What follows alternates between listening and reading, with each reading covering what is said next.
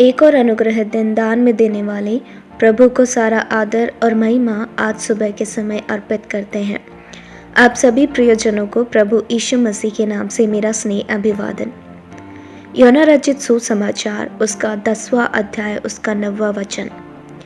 द्वार मैं ही हूँ, यदि कोई मेरे द्वारा भीतर प्रवेश करे तो उद्धार पाएगा और भीतर बाहर आया जाया करेगा और चारा पाएगा।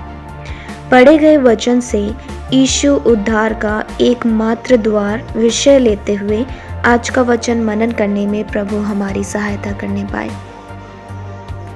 हमारे प्रभु यीशु मसीह की अतुल्यता यही है कि वह उद्धार का एकमात्र द्वार है।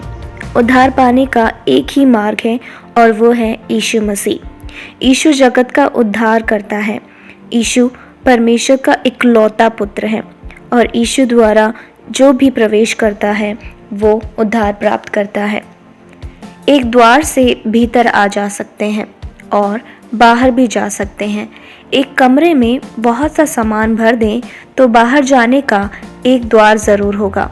उसी प्रकार मनुष्य की रक्षा का एकमात्र द्वार और वो है यीशु मसीह। द्वार के सहारे या द्वार पर यदि हम खड़े हैं तो वो ये जाने कि वो भीतर प्रवेश नहीं कर पाए हैं, वो बाहर ही खड़े हैं।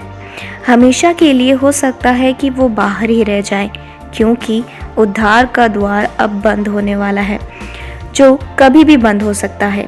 इसलिए प्रभु हमारी सहायता करने पाए कि हम सभी यीशु मसीह के द्वार द्वारा प्रवेश करके उस उद्धार को प्राप्त करने पाए। परमेश्वर की आज्ञा के अनुसार नोहा के द्वारा बनाए गए जहाज में सभी को प्रवेश करने का अवसर था, परंतु जितने उसमें प्रवेश नहीं कर पाए वे सभी प्रभु के कोप से जल में नष्ट हो गए। द्वार में प्रवेश करना क्षण भर में उद्धार प्राप्त करना है। प्रभु यीशु मसीह पर विश्वास करके क्षण में एक व्यक्ति उद्धार में प्रवेश कर सकता है।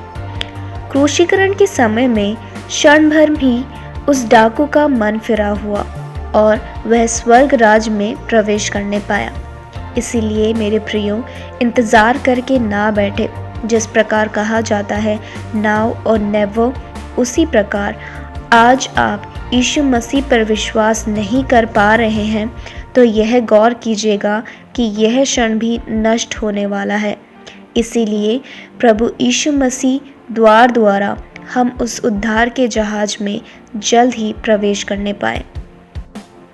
वचन के दूसरे भाग में प्रभु यीशु मसीह कहते हैं, भीतर बाहर आया जाया करेगा। भीतर और बाहर आने का तात्पर्य है प्रभु यीशु मसीह के द्वारा जो स्वतंत्रता हमें मिलती है। पापों से, श्रापों से प्रभु हमें आज़ाद करता है। क्रिस्त के द्वारा हम आज़ाद होते हैं। हम जड़ की भावना से जुड़े हुओं को वो आत्मिक बनाता है। पापों से मन फिराव करके नीति के रास्तों पे चलाता है। वो बंधनों को खोल के हमें आज़ाद करता है। हमारे श्रापों को मिटा के वो हमें अनुग्रह प्रदान करता है। भविष्यवाणियाँ, दर्शन, जीवन का लक्ष्य प्रदान करके वो नाशवान अवस्थाओं से छुड़ा के बुलाए हुओं को समूह से हमें जोड़ देता है। उसका आखिरी भाग कहता है, भीतर बाहर आया जाया करेगा और चारा पाएगा।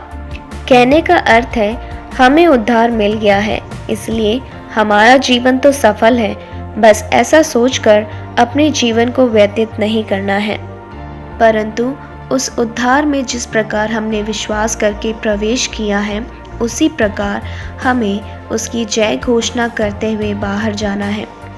और जिस प्रकार प्रभु कहता है, बाहर जाओ और मेरे साक्षी बनो। प्रभु की आज्ञा अनुसार हमें वो जरिया बनना है ताकि जितने लोग उसे नहीं जान पाए हैं उन सबों के लिए प्रभु यीशु मसीह द्वार द्वारा वो भी उस उद्धार में प्रवेश करने पाए। आत्माओं को बचाना ही इस वचन का संदर्भ है। मुझे सुनने वाले मेरे प्रियजनों, इस सुंदर सुबह में हम अपने आप से एक सवाल पूछने पाए। हम सभी प्रभु यीशु मसीह द्वार द्वारा उद्धार में प्रवेश किए हुए जन हैं।